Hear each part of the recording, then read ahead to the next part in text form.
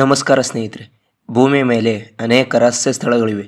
ಆದರೆ ಅವುಗಳಲ್ಲಿ ಅತ್ಯಂತ ಭಯಾನಕ ಮತ್ತು ವಿಚಿತ್ರ ಸ್ಥಳವೆಂದರೆ ದಿ ಬರ್ಮುಡಾ ಟ್ರಯಾಂಗಲ್. ಈ ಸಮುದ್ರ ಪ್ರದೇಶದಲ್ಲಿ ನೂರಾರು ಹಡಗುಗಳು, ವಿಮಾನಗಳು ಮತ್ತು ಸಾವಿರಾರು ಜನರು ಯಾವುದೇ ಗುರುತಿಲ್ಲದೆ ಕಾಣೆಯಾಗಿದ್ದಾರೆ. ಕೆಲವರು ಹೇಳುವಂತೆ ಇದು ಪ್ರಕೃತಿಯ ವಿಚಿತ್ರ ಘಟನೆ, ಮತ್ತೊಬ್ಬರು ಹೇಳುವಂತೆ ಅತೀಂದ್ರಿಯ ಶಕ್ತಿಯ ಕೆಲಸ. ಆದರೆ ನಿಜ ಏನು? ಇಂದು ನಾವು ತಿಳಿಯಲಿರುವುದು ಬರ್ಮುಡಾ ಟ್ರಯಾಂಗಲ್ನ ಸಂಪೂರ್ಣ ರಹಸ್ಯ ಕಥೆ. ವಿಡಿಯೋ ಸ್ಟಾರ್ಟ್ ಮಾಡೋದಕ್ಕೂ ಮುಂಚೆ ಈ ನನ್ನ ಹೊಸ ಚಾನಲ್ಗೆ ನಿಮ್ಮ ಆಗಮನಕ್ಕಾಗಿ ಸುಸ್ವಾಗತ. ಬರ್ಮುಡಾ ಟ್ರಯಾಂಗಲ್ ಅಟ್ಲಾಂಟಿಕ್ ಮಹಾಸಾಗರದಲ್ಲಿರುವ ಒಂದು ಪ್ರದೇಶ. ಈ ಪ್ರದೇಶ 3 ಪ್ರಮುಖ ಸ್ಥಳಗಳ ನಡುವೆ ಇದೆ. ಅಮೆರಿಕದ ಫ್ಲೋರಿಡಾ, ಬರ್ಮುಡಾ ದ್ವೀಪ, ಪ್ಯುರ್ಟೋ ಈ 3 ಸ್ಥಳಗಳನ್ನು ಸೇರಿಸಿದಾಗ ಒಂದು ತ್ರಿಕೋನಾಕಾರ ಫಾರ್ಮ್ ಆಗುತ್ತೆ.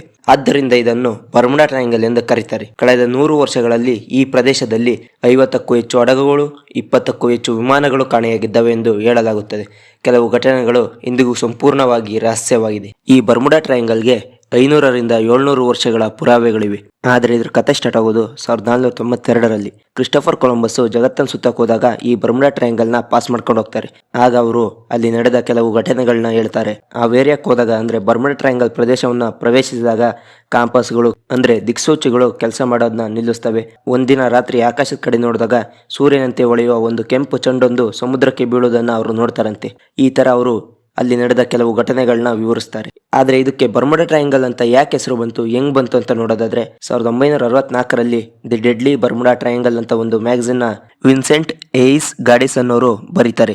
ಆದ್ರಿಂದ ಆ ಜಾಗಕ್ಕೆ ಬರ್ಮುಡಾ ಟ್ರಯಾಂಗಲ್ ಅಂತ ಹೆಸರು ಬರುತ್ತೆ. ಆ ಬರ್ಮುಡಾ ಟ್ರಯಾಂಗಲ್ ಯಾಕೆ ಅಷ್ಟೊಂದು ಅಪಾಯಕಾರಿ ಅನ್ನೋದಕ್ಕೆ ಕೆಲವು ಘಟನೆಗಳನ್ನ ನೋಡೋದಾದ್ರೆ ಫ್ಲೈಟ್ 19 ಇನ್ಸಿಡೆಂಟ್. ಇದು 1945 ಡಿಸೆಂಬರ್ 5ರಂದು ಅಮೆರಿಕನ್ ನೌಕಾಪಡೆಯು 19 ಜನಕ್ಕೆ ತರಬೇತಿ ಕೊಡಬೇಕಂತ 5 ಫೈಟರ್ ಜೆಟ್ಗಳಲ್ಲಿ ತರಬೇತಿ ಕೇಂದ್ರಕ್ಕೆ ಕಳಿಸಬೇಕಾದ್ರೆ ಈ ಘಟನೆ ನಡೆಯುತ್ತೆ.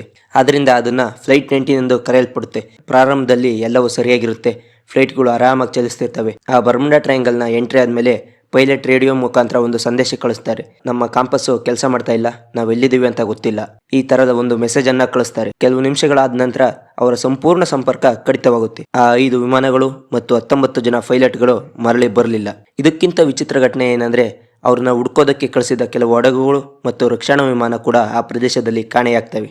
ಮತ್ತೊಂದು ಘಟನೆ ನೋಡೋದಾದ್ರೆ US ಸೈಕ್ಲೋನ್. ಇದು ನಡೆಯೋದು 1918ರಲ್ಲಿ. US ನೇವಿ ನ್ಯಾವಿಗೇಷನ್ ನಲ್ಲಿ ಮತ್ತೆ ಸಮಯದಲ್ಲಿ ಒನ್ ಆಫ್ ದ ಫಾಸ್ಟೆಸ್ಟ್ ಹಾಗೂ ಬೆಸ್ಟ್ ಶಿಪ್ ಅನ್ನ ವರ್ಲ್ಡ್ ವಾರ್ 1ನಲ್ಲಿ ಕಲ್ಲಿದ್ದಲು ಹಾಗೂ ಇತರೆ ಪದಾರ್ಥಗಳನ್ನ ಸಾಗಣೆ ಮಾಡೋದಕ್ಕೆ ಬಳಸ್ತಾರೆ. ಆದ್ರೆ ಮಾರ್ಚ್ 4, 1918ರಲ್ಲಿ 309 ಜನರೊಂದಿಗೆ ಅಮೆರಿಕದ ಬಲ್ಟಿಮೋರ್ನಿಂದ ಬ್ರೆಜಿಲ್ಗೆ ಹೋಗಬೇಕಾಗಿರೋ ಈ ನೌಕಾಪಡೆ ಅಂದು 309 ಜನರೊಂದಿಗೆ 11,000 ಟನ್ ಮ್ಯಾಂಗನೀಸ್ ಕೂಡ ಇರುತ್ತೆ. 9 ದಿನದ ಪ್ರಯಾಣ ಇರುತ್ತೆ. ಹವಾಮಾನ ಕೂಡ ಕರೆಕ್ಟ್ ಆಗಿರುತ್ತೆ. ಸ್ವಲ್ಪ ದೂರ ಬಂದು ಅದು ಇದ್ದಕ್ಕಿದ್ದಂತೆ ಮಾಯವಾಗುತ್ತೆ. ಯಾವುದೇ ಮೆಸೇಜ್ ಕೂಡ ಇಲ್ಲ. ಇದಕ್ಕಿಂತ ದೊಡ್ಡ ಮಿಸ್ಟ್ರಿ ಏನಂದ್ರೆ ಅಲೆನ್ ಆಸ್ಟಿನ್ ಮಿಸ್ಟ್ರಿ. ಈ ಮಿಸ್ಟ್ರಿ ನಡೆಯೋದು 1881ರಲ್ಲಿ. 110 ಅಡಿ ಉದ್ದದ ಹಡಗೊಂದು ಎಲಿನ್ ಆಸ್ಟಿನ್ ಹೆಸರಿಂದ ಕರೆಯಲ್ಪಟ್ಟಿರುತ್ತೆ. ಅದು ಲಂಡನ್ ನಿಂದ ನ್ಯೂಯಾರ್ಕ್ಗೆ ಹೋಗ್ಬೇಕಾಗಿರುತ್ತೆ. ಬರ್ಮುಡಾ ಟ್ರಯಾಂಗಲ್ ದ್ವೀಪವನ್ನ ಪಾಸ್ ಮಾಡ್ಕೊಂಡೆ ಅವರು ಹೋಗ್ಬೇಕಾಗಿರುತ್ತೆ. ಆದ್ರೆ ಬರ್ಮುಡಾ ಟ್ರಯಾಂಗಲ್ಗೆ ಅವರು ಎಂಟ್ರಿ ಕೊಟ್ಟಂತೆ ಅವ್ರಿಗೆ ಅದೇ ತರದ ಇನ್ನೊಂದು ಹಡಗು ನೋಡೋದಕ್ಕೆ ಸಿಗುತ್ತೆ. ಬರ್ಮುಡಾ ಟ್ರಯಾಂಗಲ್ ನಲ್ಲಿ ಎಲಿನ್ ಆಸ್ಟಿನ್ ಕ್ಯಾಪ್ಟನ್ ಆಶ್ಚರ್ಯವಾಗಿ ನೋಡ್ತಾರೆ. ಆ ಹಡಗನ್ನ ಸಂಪೂರ್ಣವಾಗಿ ಪರಿಶೀಲನೆ ಮಾಡಿದಾಗ ಅದರಲ್ಲಿ ಒಬ್ಬ ನಾವಿಗೇಟರ್ ಕೂಡ ಇರಲ್ಲ. ಆದ್ರಿಂದ ಎಲಿನ್ ಆಸ್ಟಿನ್ ಹಡಗಿನ ಕ್ಯಾಪ್ಟನ್ ಒಂದಿಬ್ರು ನಾವಿಗೇಟರ್ಸ್ ನ ಆ ಹಡಗಿಗೆ ಕಳಿಸ್ತಾರೆ. ಆ ಹಡಗನ್ನು ನಮ್ ಜೊತೆನೆ ಕರ್ಕೊಂಬರ್ಲಿ ಅಂತಾನೆ. ಎಲಿನ್ ಆಸ್ಟಿನ್ ಹಡಗಿನ ಇಬ್ರು ನಾವಿಗೇಟರ್ಸ್ ಆ ಹಡಗಿಗೆ ಹೋಗಿ ಒಂದ್ 10 ನಿಮಿಷ ಆಗಿದ ತಕ್ಷಣ ಒಂದು ಜೋರಾದ ಬಿರುಗಾಳಿನೋ ಸುಂಟ್ರುಗಾಳಿನೋ ಬಂದಂಗಾಗುತ್ತೆ. ಆ ನಂತರ ಇನ್ನೊಂದು ಹಡಗು ಕಾಣೆಯಾಗುತ್ತೆ. ಸ್ವಲ್ಪ ಹೊತ್ತು ಮುಂದಕ್ಕೆ ಹೋಗಿದ ತಕ್ಷಣ ಮತ್ತೆ ಕಾಣೆಯಾಗಿದ್ದ ಹಡಗು ಸಿಗುತ್ತೆ. ಆದ್ರೆ ಅದರಲ್ಲಿ ತಿರ್ಗಾ ಪರಿಶೀಲನೆ ಮಾಡಿದಾಗ ಇವ್ರು ಕಳಿಸಿದ ಇಬ್ರು ನಾವಿಗೇಟರ್ಸ್ ಕೂಡ ಇರಲ್ಲ. ಮತ್ತೆ ಇಬ್ರು ನಾವಿಗೇಟರ್ಸ್ ನ ಎಲಿನ್ ಆಸ್ಟಿನ್ ಕ್ಯಾಪ್ಟನ್ ಆ ಹಡಗಿಗೆ ಕಳಿಸ್ತಾನೆ. ಮತ್ತೆ ಆ ಹಡಗು ಕಾಣೆಯಾಗುತ್ತೆ, ಮತ್ತೆ ಸಿಗುತ್ತೆ. ಅದ್ರಲ್ಲಿ ನೋಡಿದ್ರೆ ತಿರ್ಗಾ ನಾವಿಗೇಟರ್ಸ್ ಇರೋದಿಲ್ಲ. ಅದಾದ ನಂತರ ಎಲಿನ್ ಆಸ್ಟಿನ್ ಹಡಗನ್ನ ಜರ್ಮನ್ ಕಂಪ್ನಿಗೆ ಮಾರ್ತಾರೆ. ಈ ಘಟನೆ ಕೇವಲ ಕಥೆಯಾಗಿ ಉಳಿಯುತ್ತೆ, ಯಾಕಂದ್ರೆ ಇದು ಬಹಳ ವರ್ಷಗಳ ಹಿಂದಿನ ಘಟನೆ ಹಾಗೂ ಇದನ್ನ ವೆರಿಫೈ ಮಾಡೋದಕ್ಕೂ ಆಗಲ್ಲ. ಬರ್ಮುಡಾ ಟ್ರಯಾಂಗಲ್ ನ ಪಾಸ್ ಮಾಡ್ಕೊಂಡು ಬಂದ ನಾವಿಗೇಟರ್ಸ್ ಅವ್ರಿಗೆ ಆದ ಸ್ಟ್ರೇಂಜ್ ಎಕ್ಸ್ಪೀರಿಯನ್ಸ್ ನ ಕೆಲವು ಮೀಡಿಯಾಗಳಲ್ಲಿ ಹಂಚ್ಕೊಳ್ತಾರೆ. ಬರ್ಮುಡಾ ಟ್ರಯಾಂಗಲ್ ಪ್ರದೇಶದಲ್ಲಿ ಅನೇಕ ಪೈಲಟ್ಗಳು ಮತ್ತು ನಾವಿಕರು ವಿಚಿತ್ರ ಘಟನೆಯನ್ನು ಹೇಳಿದ್ದಾರೆ. ಅವುಗಳಲ್ಲಿ ಕೆಲವು ಕಾಂಪಾಸ್ಗಳು ಕೆಲಸ ಮಾಡೋದನ್ನ ನಿಲ್ಲಿಸ್ತವೆ, ರಾಡಾರ್ ಸಿಗ್ನಲ್ ಕಳ್ಕೊಳ್ಳೋದು, ಆಕಾಶದಲ್ಲಿ ವಿಚಿತ್ರ ಬೆಳಕು ಕಾಣುವುದು.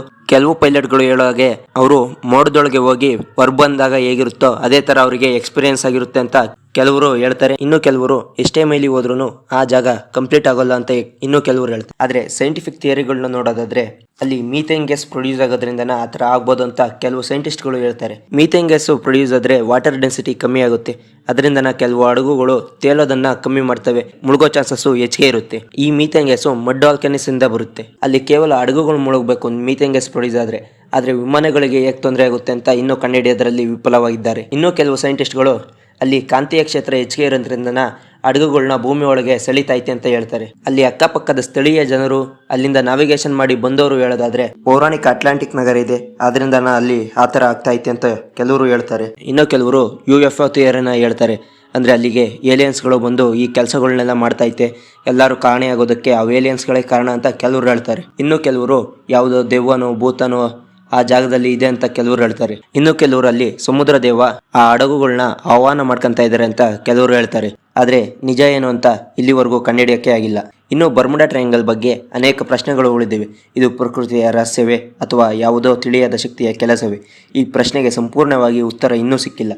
ಆದ್ರಿಂದ ಬರ್ಮುಡಾ ಟ್ರಯಾಂಗಲ್ ಇಂದಿಗೂ ಜಗತ್ತಿನ ಅತ್ಯಂತ ದೊಡ್ಡ ರಹಸ್ಯಕಾರಿ ವಿಷಯವಾಗಿ ಉಳಿದಿದೆ. ಸ್ನೇಹಿತರೆ, ನಿಮ್ಗೆ ಏನನ್ಸುತ್ತೆ?